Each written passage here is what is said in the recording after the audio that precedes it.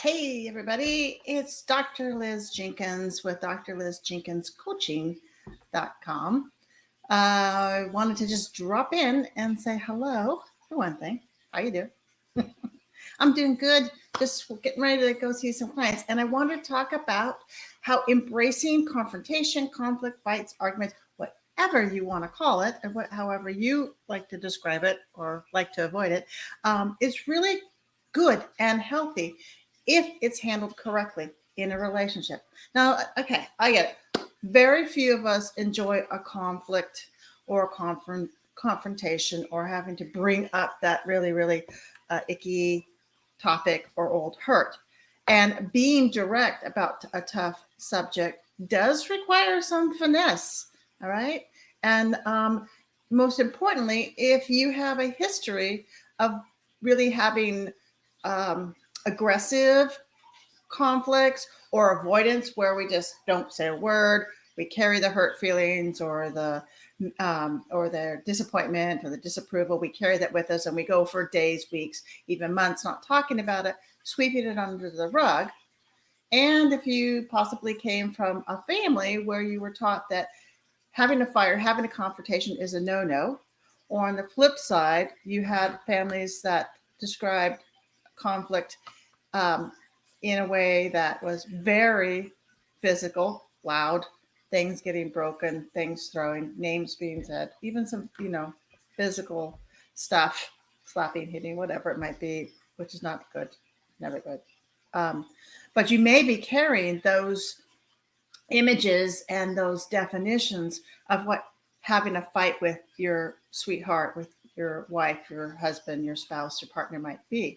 And so I really want, first we want to unpack some of that and know that it is important and it's healthy for two people to have disagreements. I mean, if I'm talking to a couple and they are saying, no, we never fight. No, we're just fine. No fights, whatever. I have to unpack and we want to describe what does fight mean to them. And so maybe that means that they don't scream and yell and, yeah, okay, great. You're not screaming, you're not screamers, and you're not yellers. Great, not a problem. But do you guys have those difficult conversations? Do you step up and say, this isn't working for me? Or I didn't like the way that was handled? Or I want this, and the other person says, no, I want that. And so when I'm seeing relationships that have no disagreements, no conflict, no negative rumbling between them, I'm worried because for me, that starts to tell me that these two folks have been suppressing and putting things down in a way for quite some time. And we need to see if we can reconnect them in a way that's healthy. It oftentimes also means that we've learned that we can't talk about the tough stuff. And so we have to kind of like compartmentalize it and keep it out and away from, our spouse or relationship. And that impacts, it really does, the connectedness. It also impacts our openness and our ability to communicate across the spectrum of our range of emotions and in moments and events and interactions. Okay. So I want you to realize that embracing confrontation, embracing a conflict, a fight, an argument is healthy if it's done in the right way. So we're going to help unlearn some of those maybe old patterns, unsuccessful patterns in your relationship and step in to some new patterns. All right. So first of all, one of the things I want to do is maybe sit down with your sweetheart and both of you kind of define what it is, how do we describe a fight or what is an argument? Because in the world of the couples dictionary, a fight might mean, throwing things and for one person, and a fight might mean having an argument or just a verbal discussion, and an argument might mean something else. So there might be different definitions and different scales of what happens in with each of those words. So you want to get clear with each other. All right. This next thing is you want to maybe step back for yourself, and if they're involved in this as well, for them as well. And I just want to pause a moment and say, you can do all this stuff on your own.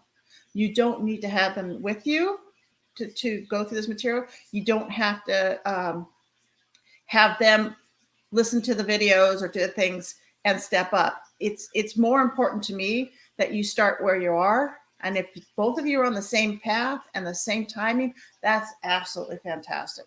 But whether I'm working with one individual to learn more about how they impact the relationship and how they can show up differently and how they can manage it, or if I'm working with the couple and we're unpacking and just doing it together, it works. Just telling you, it works. All right. So stay with me. So look back at the past fights, arguments, confrontation things. What is a pattern? Is there a certain time of day, a day of the week? Have both of you like tried to go to bed and then something triggers and there's a fight? Or is it something that on the way out the door, we really don't have time to have a decent discussion, that gets started? Oftentimes I have couples where they're not allowed by me, we make some rules. They're not allowed to have really hard, significant conversations on a Thursday or Friday because they're exhausted and they're not going to make good decisions. They're not going to have good conversations, or they're going to be rushed. And so they have to wait till the weekend and they plan ahead and then they have those great conversations, because ultimately it's not rushing through it. To me, ultimately it's getting through the stuff you need to get through and doing it in a way that has success, in that both of you are understanding each other. You don't have to be agreeing with each other, but you're understanding. And this difficult subject remains managed and gets resolved. Okay. So let's unpack the times of days. Let's unpack the trigger points or the topics that have that happen. And then it's start listing what is something that's still upsetting you or your partner, or what is something you think is still upsetting your partner. And we want to figure out, how are we going to share our feelings openly without blaming, and doing this in a way that doesn't have to be scary. It doesn't have to feel like we're going to start another fight up. All right. So one is picking a time when both of you are rested. All right. Kind of talking about the agenda ahead of time. I really want to go back to what happened Monday morning when I was going out the door to work, right? I'm just not feeling settled about it. So then you say, when's a good time for us to talk? We pick the time. And then you start to communicate in a direct but caring way. Have it come from your heart, okay? And soften it with using the I statements, turning it into a complaint and a concern that you have, rather than blaming and saying it's because you did this. It's just how it made you feel when whatever it was that happened. And when we start to do that, we're letting the sweetheart understand and know how it is impacting us, and they want to help and fix that. They're in a place where they're not being blamed. So they have the bandwidth, they have the emotional reserve to say, oh, I don't want you to feel that way, or I didn't realize it was going that way. Okay. So I'm going to pop off now. Tomorrow we're going to be talking about how to take more action in my communication and connection series. And this is just a little snippet of stuff. And if you're finding that you're maybe wanting more to learn more about communication or handling the conflicts, just DM me, drop me a line. I'm happy to help. I have tons of programs and exercise and activities inside my groups and my programs that will help you, walk you through step by step so you can be successful. Anyway, it's Dr. Liz Jenkins at drlizcoaching.com, and I will see you later. Bye.